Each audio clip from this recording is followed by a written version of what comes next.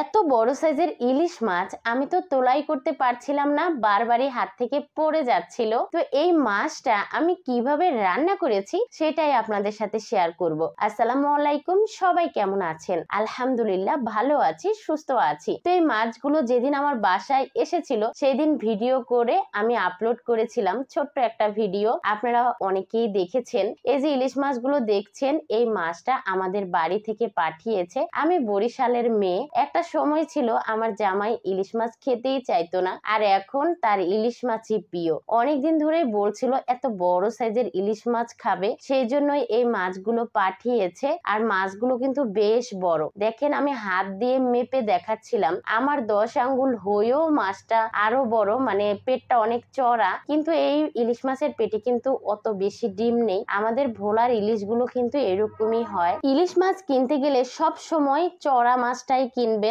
আর ঘাড় মোটা মাছ। এই ইলিশ মাছটা খেতে কিন্তু অনেক বেশি স্বাদ। তো এই তো মাছটা এখন কিভাবে কাটবো বুঝতেই পারছিলাম না। আর আজকে এই বড় মাছ খেতে আমার বাসায় অনেকেই চলে এসেছে। তো সবাই মিলে একসাথে এই মাছ রান্না করে খাবো। তো এত বড় মাছ আমি কেমনে কাটবো বুঝতেই পারছিলাম না, কিন্তু আমার বড় আপু বসে বসে দেখিয়ে দিচ্ছিল যে মাছটা আমি কিভাবে কাটবো। তো এই তো মাছটা কেটে নিচ্ছিলাম। এত বড় সাইজের মাছ এর আগে আমি কাটিনি, মানে ইলিশ মাছটা কাটা হয়নি। ইলিশ মাছ ছোট সাইজের গুলো সচরাচর খাওয়া হয়, কিন্তু বড় সাইজের ইলিশ মাছ সেইভাবে খাওয়া হয় না। বেশ অনেকদিন পরেই এত বড় সাইজের ইলিশ মাছ খাবো, ভাবতেই আনন্দ লাগতেছে। আর এত বড় ইলিশ মাছ দেখে আমরা যে কি পরিমাণ খুশি হয়েছি। আমার ছেলেটা বলছিল, আম্মু আমি তো জীবনে প্রথম এত বড় ইলিশ মাছ দেখছি, এত বড় ইলিশ মাছ আমি দেখিনি। তো সবাই মিলে অনেক বেশি মজা করতেছিল, আর আমি এদিক দিয়ে এক এক করে মাছগুলো কুটে নিচ্ছিলাম। তো এই তো কথা বলতে বলতে মাছটা কেটে নিয়েছি, এখন মাছটা এক এক করে ধুয়ে নিব।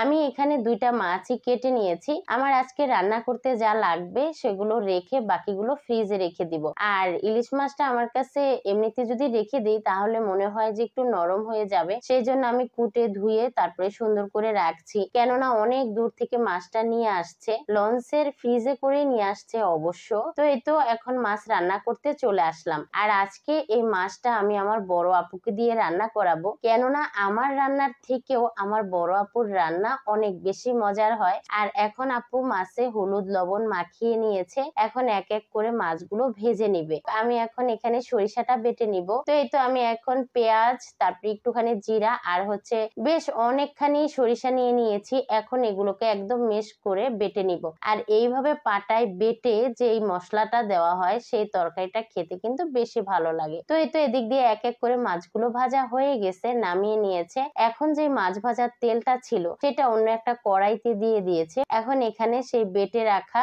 সরিষা, পেঁয়াজ আর জিরা বাটাটা দিয়ে দিচ্ছি। এখন খুব ভালোভাবে ভাজা ভাজা করে নিতে হবে, যতক্ষণ না পর্যন্ত সরিষার কাঁচা গন্ধটা চলে না যায়। সরিষার কাঁচা গন্ধটা যখন চলে গেছে তখন এখানে একটু পানি দিয়ে দিয়েছে। আর এখন এক এক করে লবণ, হলুদ, মরিচের গুঁড়া দিয়ে খুব ভালোভাবে কষিয়ে নিচ্ছে। মশলাটা খুব ভালোভাবে কষিয়ে নিতে হবে। মশলাটা যত বেশি কষানো হবে তরকারি খেতে ততটাই মজা হবে। তো এই তো মশলাটা কষানো প্রায় হয়ে গেছে, এখন ঝোলের পানিটা দিয়ে দিচ্ছে। ঝোলের পানিটা দিয়ে তারপরে উপর থেকে এক এক করে মাছগুলো দিয়ে দিব, তাতে মাছগুলো কিন্তু ভাঙবে না, লাড়াচাড়া একদমই করা যাবে না। মাছটাকে ঢেকে দিয়েছি, আর কিছুক্ষণ পরেই রান্নাটা একদম হয়ে গেছে। দেখেন কতটা লোভনীয় হয়েছে। আজকের এই রেসিপিটা আপনাদের কাছে ভালো লাগলে অবশ্যই কমেন্ট করে জানিয়ে দিতে পারেন। আর এতক্ষণ ধৈর্য ধরে আমার ভিডিওটা দেখার জন্য ধন্যবাদ সবাইকে। আসসালামু আলাইকুম, আল্লাহ হাফেজ।